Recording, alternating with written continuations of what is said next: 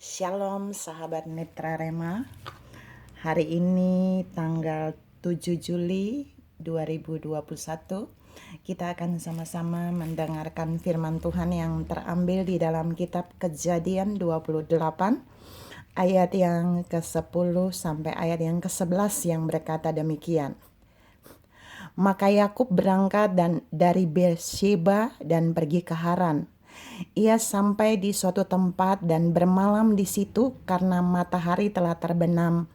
Ia mengambil sebuah batu yang terletak di tempat itu dan dipakainya sebagai alas kepala, lalu membaringkan dirinya di tempat itu. Demikianlah firman Tuhan, dan firman ini akan sama-sama saudara dan saya renungkan di hari ini, tanggal 7 Juli 2021, yang saya beri judul Batu sebagai Alas Kepala. Saudara-saudara yang saya kasihi dalam Tuhan Yesus Kristus, penggalan ayat yang saya baca tadi adalah bagian kisah di mana kalau saudara baca terus ke bawah, itu akan berbicara tentang mimpi Yakub di Betel. Saudara-saudara yang saya kasih dalam Tuhan Yesus Kristus, yang kita mau lihat di sini adalah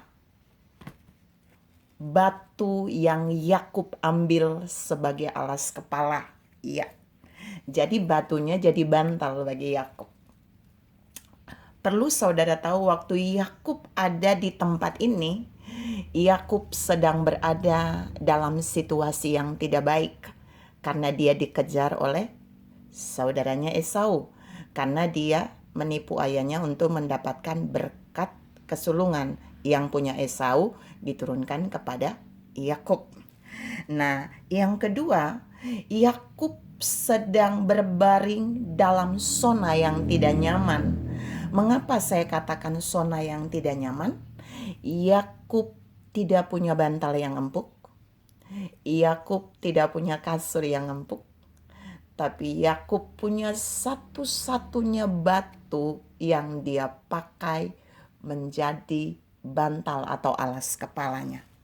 Nah, justru dalam zona tidak nyaman ini, kita akan menemukan ada banyak hal dahsyat yang Allah berikan bagi Yakub di sini. Kita mau lihat yang pertama. Waktu Yakub menjadikan batu sebagai alas kepala, jelas itu tidak aman. Tapi kita mau lihat apa yang terjadi yang pertama. Ternyata Yakub tetap bisa tertidur. Saudara-saudara yang saya kasihi dalam Tuhan Yesus Kristus, ada banyak orang berkata bahwa aku gak bisa tidur kalau tempatnya gak enak. Ada banyak orang juga berkata, aku gak bisa tidur kalau bantalnya gak enak. Ada juga banyak orang berkata, aku gak bisa tidur di tempat lain kalau bukan di tempatku sendiri. Tapi ternyata yang dialami Yakub ini mematahkan setiap pendapat-pendapat itu. Maksudnya apa? Dalam zona yang tidak nyaman, ketika dia menjadikan batu menjadi alas kepalanya, justru Yakub bisa tertidur pulas. Bukti apa Yakub bisa tertidur pulas? Kita pindah pada poin yang kedua. Yakub bisa bermimpi. Kalau seseorang itu bermimpi, berarti tidurnya pasti sangat nyenyak, saudara. Nah, itu sebabnya saya menaruh poin pertama bahwa sekalipun batu menjadi alas kepala Yakub dalam zona yang mungkin tidak enak, tapi Yakub bisa tertidur pulas. Makanya saudara dan saya harus bersyukur kalau sampai hari ini saudara dan saya tidak menjadikan batu sebagai alas kepala dan kita bisa tertidur. Yang kedua tadi, Yakub bermimpi. Jadi di zona nyaman, Yakub bukan bermimpi biasa, tapi mimpi yang Allah berikan. Ada pesan ilahi yang Allah titipkan dalam mimpi itu untuk Yakub. Ini membuktikan bahwa ketika Allah mengizinkan saudara dan saya ada di dalam satu zona tidak nyaman, Sesungguhnya Allah mau membawa saudara dan saya untuk mendapatkan hal baru yang tidak kita sadari. Yakub tidak menyadari bahwa di tempat yang kurang nyaman itu justru dia mendapat konfirmasi ilahi dalam mimpinya. Yang ketiga yang Yakub lihat adalah dia melihat tangga yang ujungnya sampai ke langit dari tempat dia berbaring. Dan dia melihat ada malaikat-malaikat Allah turun naik di tangga itu. Tapi bukan saja bagian itu yang menjadi sentral Yakub. Yang paling dahsyat dari mimpi Yakub adalah Yakub melihat Allah berdiri di sampingnya. Ini keren banget. Jadi ada hadirat Allah di tempat di mana Yakub berbaring. Ada kehadiran Tuhan bagi Yakub sekalipun Yakub menjadikan bantal sebagai alas kepalanya. Allah mau katakan dalam bagian firman ini bahwa dalam zona yang tidak nyaman sekalipun, saudara harus tahu di sana Allah pasti hadir dalam kedahsyatannya. Bagaimana saudara dan saya bisa berkata demikian? Yakub berkata di dalam firman-Nya di ayat yang ke-16 bahwa dia tidak menyadari betapa dahsyatnya tempat ini. Mengapa Yakub bilang dahsyat tempat ini? Karena Allah hadir di sana bagi dia. Allah berbicara bagi dia dalam mimpi. Allah memberikan janji berkat bagi Yakub dalam mimpi. Allah menjanjikan berkat penyertaan bagi Yakub di dalam mimpi itu. Bahwa dia akan menyertai Yakub, dia tidak akan membiarkan Yakub, dan dia tidak akan meninggalkan Yakub. Keren banget kan saudara? Padahal Yakub sedang tertidur dalam zona yang tidak nyaman dengan batu menjadi alas kepalanya. Saudara-saudara yang saya kasih dalam Tuhan Yesus Kristus, kunci yang paling dahsyat di sini bahwa tidak peduli dia tidur di atas batu sebagai alas kepala, tidak peduli gak ada tudung tenda di sana bagi dia, tapi yang paling dahsyat adalah Allah hadir di sana bagi dia. Allah ada di sampingnya. Allah menyertai dia. Allah berfirman bagi dia. Allah berbicara bagi dia dalam mimpi. Dan Allah berjanji untuk terus menyertai dia dalam mimpi. Untuk terus menyertai dia dalam hidupnya.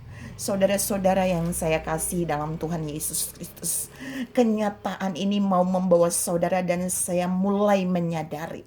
Mungkin hari-hari ini saudara dan saya sedang berada dalam zona yang tidak nyaman.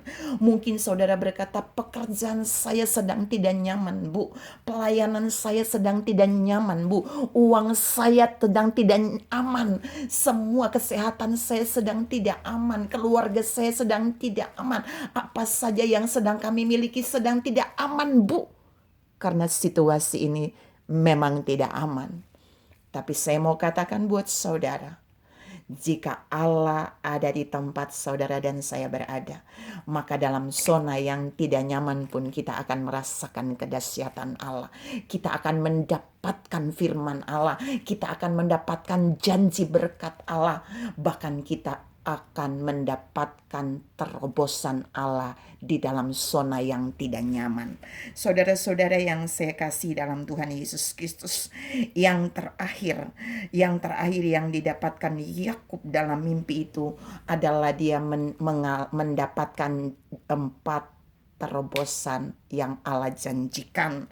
Ada terobosan berkat di ayat yang ke-14 dari Kejadian 28 ayat yang ke-14, bahwa Allah berkata sesungguhnya dia akan memberkati Yakub.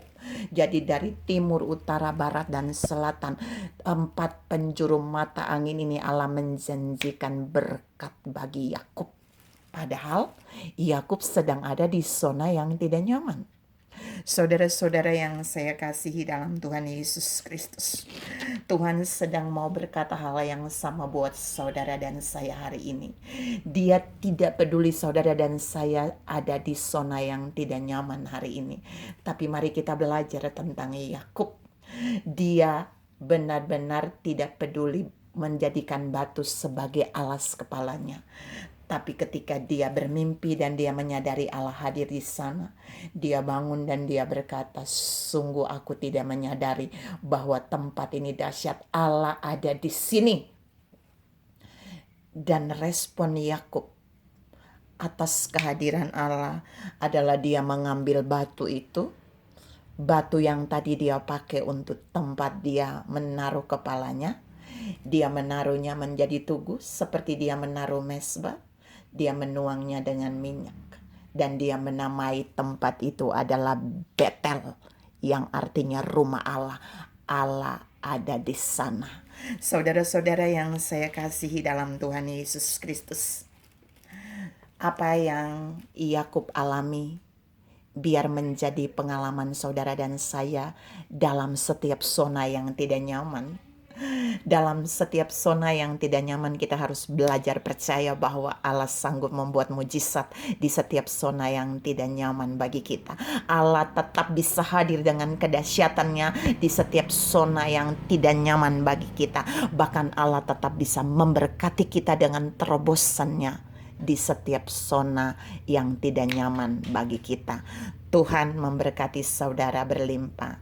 Salam tetap diberkati di zona yang tidak nyaman. Amin.